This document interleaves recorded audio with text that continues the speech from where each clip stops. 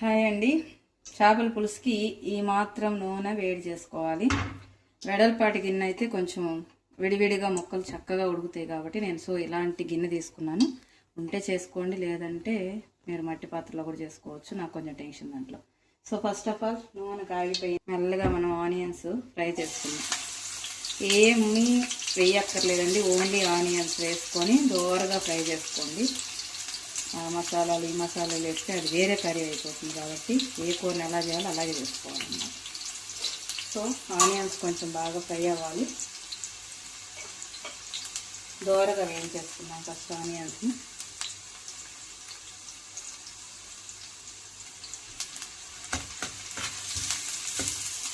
Light brown colour వచ్చేలా వేయించేసుకున్నాం.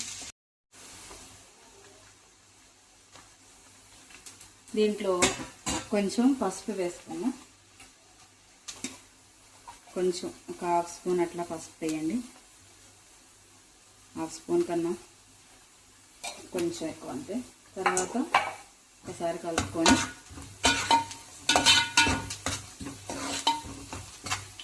అలాగే దీంట్లోనే కారం ఉప్పు కూడా వేసేసుకున్నాం తొందరగా. కారం ఎందుకు వేస్తానంటే కొంచెం పచ్చివాసన పోతుంది, కొంచెమే వేసుకోవాలి. ఒకటే స్పూన్ ఎందుకు వేస్తానంటే ఆల్రెడీ కొన్ని ఎండుమిరపకాయలు వాడేసానండి నేను దాంట్లో. ఆ కారం ఈ కారం సరిపోతుంది కాబట్టి మనం ఎక్కువ వేసుకోవాల్సిన అవసరం లేదు. చూసుకుందాం తర్వాత వేసుకుందాం. తర్వాత నేను కల్లుప్పు వాడుతున్నాను, కరిగిపోతుంది. కొంచెం కల్లుప్పు సరిపడానికి, మనం పులుసు వేస్తున్నాం కాబట్టి కొంచెం ఎక్కువ ఉప్పు పడుతుంది. పులుసు చేస్తున్నాం. ఇగో ఇలా తెల్లగా కడిగి పెట్టుకోవాలి ఫస్ట్ పీసెస్ ఇలా ఉండాలన్నమాట నీట్గా.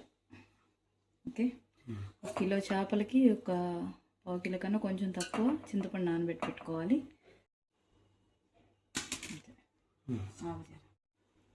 ఆ చేపలకి ఇంత చింతపండు పులుసు సరిపోతుంది.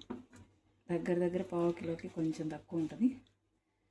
ఇది సఫిషియెంట్గా సరిపోతుంది అన్నమాట. ఇప్పుడు చేపల పులుసు కోసం మసాలా చూడండి.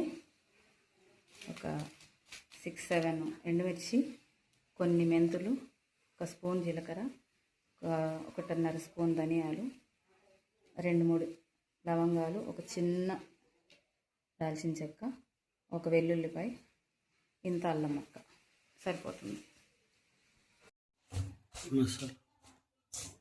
ఈ గరం మసాలాని కొంచెం సేపు ఇలా ఫ్రై చేసుకోండి. కొంచెం సేపు మనం వేయించుకున్న మసాలా దినుసులన్నీ వేసుకున్నాం. వాటితో పాటు కొంచెం కరివేపాకు కూడా ఫ్రై చేశాను. కొద్దిగా ఒక రబ్బ వేసుకోండి వాసనకి.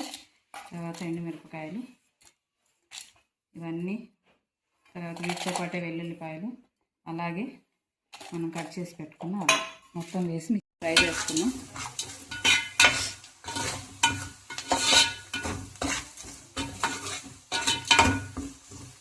చాలు. ఇప్పుడు మనం ఆల్రెడీ తీసి పెట్టుకున్న చింతపండు పులుసు పోసేసుకున్నాం.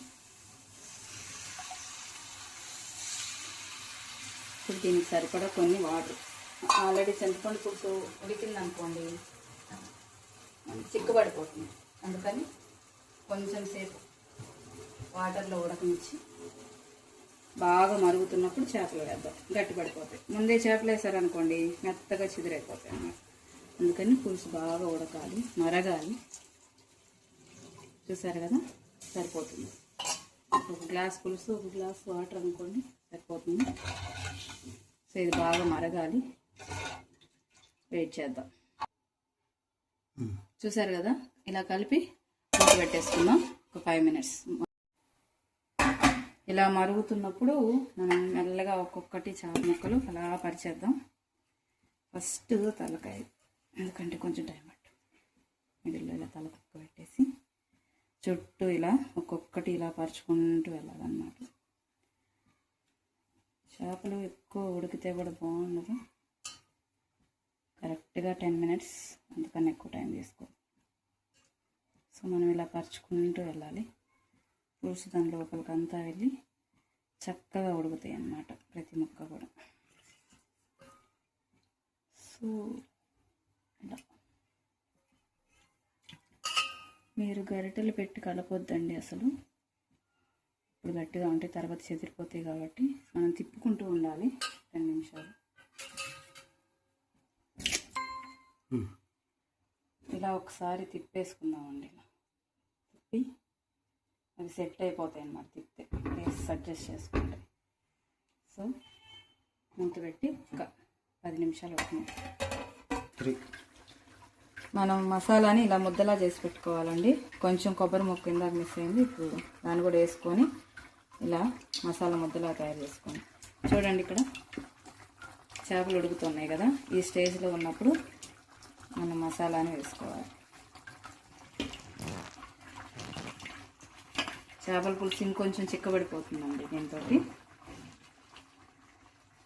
వేసుకున్న తర్వాత గరిటె పెట్టి కలపకూడదు ఎట్టి పరిస్థితుల్లో.